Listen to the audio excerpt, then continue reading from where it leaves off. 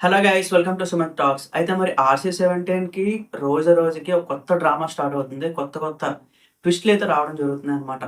ఏంటి వివరాల్లోకి వెళ్దాం. అయితే యాక్చువల్‌గా ఇక్కడ ప్రాబ్లమ్ ఏంటి అంటే సుకుమార్ గారికి ఈ స్క్రిప్ట్ ఫినిష్ చేయడానికి 1 ఇయర్ టైం కావాలి.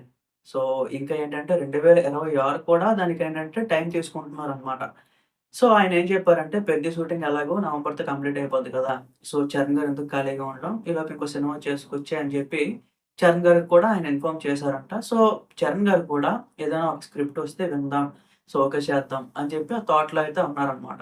అయితే ఇదే గ్యాప్‌లో చాలా స్క్రిప్ట్‌లు విన్నారు. అందులోనే మనకి 'కిల్' డైరెక్టర్ ఉన్నారు కదా! 'నిఖిల్ భట్' ఆయనతో ఒక సినిమా అని చెప్పి, 'సందీప్ రెడ్డి వంగతో' ఒక సినిమా అని చెప్పి, సో, అట్లాగే కొంతమంది డైరెక్టర్ల పేర్లయితే వినిపించాయి. నేను కూడా పోస్ట్ చేశాను. బట్ ఈరోజు అంటే ఒక 2, 3 రోజుల నుంచి ఒక కొత్త డైరెక్టర్ పేరైతే మళ్ళీ బయటకొచ్చింది.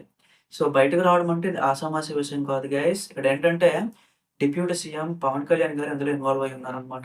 ఆయన ఏం చెప్పారు అంటే జనరల్‌గా పవన్ కళ్యాణ్ గారు ఏంటంటే చరణ్ గారికి కొంచెం ఎక్కడైనా సజెషన్స్ ఇవ్వడం, ఇలాగా అగైన్ ఐడియాస్ ఇవ్వడం చేస్తా ఉంటారు.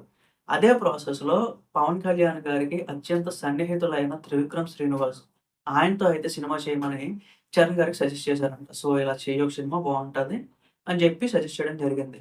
అయితే ఎలాగో డిప్యూటీ సీఎం గారు ఇలా చెప్పారు కదా! కళ్యాణ్ బాబు ఇలా చెప్పారు కదా! ఒక మాటకి వాల్యూ ఇద్దామని చెప్పి చరణ్ గారు కూడా స్క్రిప్ట్ అయితే విన్నారంట. విన్న తర్వాత ఇంప్రెస్ కూడా అయ్యారంట. సో, ఎందుకంటే ఇక్కడ త్రివిక్రమ్ యాక్చువల్‌గా అల్లు అర్జున్‌తో సినిమా చేయాలి. బట్ అల్లు అర్జున్ గారేంటంటే అట్లీ సినిమాకి మూవ్ అయిపోయారనమాట. అందుకు ఇప్పుడు త్రివిక్రమ్ గారు కూడా ఖాళీగానే ఉన్నారు. అందుకని చెప్పి త్రివిక్రమ్ శ్రీనివాస్ గారితో ఒక కాంబినేషన్ అయితే సెట్ అయ్యే అవకాశాలు ఎక్కువగా కనిపిస్తున్నాయి. ఇది కూడా కళ్యాణ్ గారు ప్రొడ్యూస్ చేసే అవకాశం కూడా ఉందంట.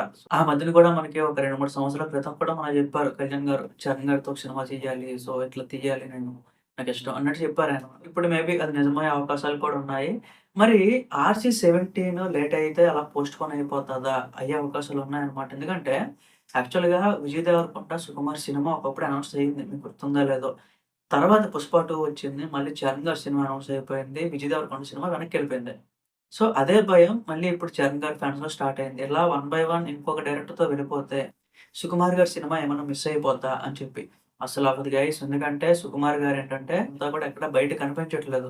ఎందుకంటే స్క్రిప్ట్ తొందరగా ఫినిష్ చేయాలి. వెంటనే 'చరణ్' గారికి నరేషన్ ఇవ్వాలి. ఇదే టార్గెట్ పెట్టుకొని పనిచేస్తున్నారనమాట.